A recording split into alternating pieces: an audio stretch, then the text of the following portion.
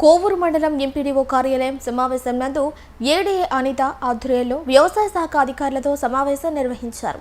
ఈ సమావేశంలో మండల వ్యవసాయ శాఖ అధికారులు వీఏఓలకు రైతులకు ఈకేవైసీ చేయించే విషయంలో పలు సూచనలు సలహాలు అందజేశారు. ప్రభుత్వం ప్రతిష్టాత్మకంగా చేపట్టిన అన్నదాత సుఖీభవ కార్యక్రమంలో ప్రతి ఒక్క రైతుకు అన్నదాత సుఖీభవ అందే విధంగా వీఏఓలు ఈకేవైసీ చేయవలసిందిగా సూచించారు. ఈ కార్యక్రమంలో కోవూరు వ్యవసాయ అధికారి రజని, కొడవలూరు విజయలక్ష్మి, బిడవలూరు లక్ష్మి, బుచ్చి శ్రీహరి, సంగం సిసిందర్, కోవూరు డివిజనల్ పరిధిలోని వీఏఓలు పాల్గొన్నారు. 2 రోజుల క్రితం నేను సహాయ వ్యవసాయ సంచాలకులుగా కోవూరికి ఛార్జ్ తీసుకోవడం జరిగింది.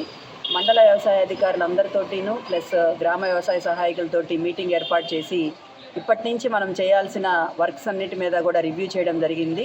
ప్రస్తుతము ఇంపార్టెంట్ వర్క్ ఏంటంటే అన్నదాత సుఖీభవ కార్యక్రమానికి సంబంధించి రైతులకి మరి ఫైనాన్షియల్ సపోర్ట్ ప్రభుత్వం ఇవ్వాలి అని అంటే వాళ్ళందరి దగ్గర రైతుల దగ్గర నుంచి ఈకేవైసీ చేయించాలి అనేది ప్రభుత్వం ఒక టాస్క్ ఇవ్వడం జరిగింది. దీనిలో భాగంగా ఇప్పటి వరకు అంటే 2 డేస్ నుంచి చేస్తూ ఉన్నారు.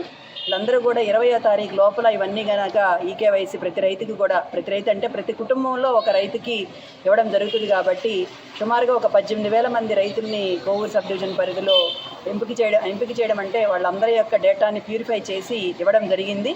ఆయా గ్రామాల్లో ఉన్న గ్రామ వ్యవసాయ సహాయకులు రైతులందరినీ పిలిపించుకుని వాళ్ళ దగ్గరికి వెళ్ళి కూడా ఈకేవైసీ చేస్తూ ఉన్నారు.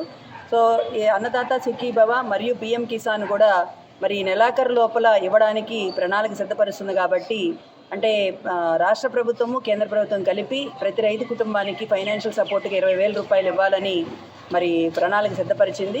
దానిలో భాగంగా ఈ డేటా అంతా కూడా ప్యూరిఫికేషన్ జరుగుతూ ఉంది.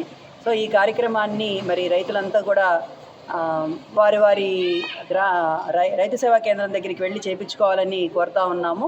అంతేకాకుండా మన ఖరీఫ్ సీజన్ కూడా బాగా ముమ్మరంగా సాగుతూ ఉంది.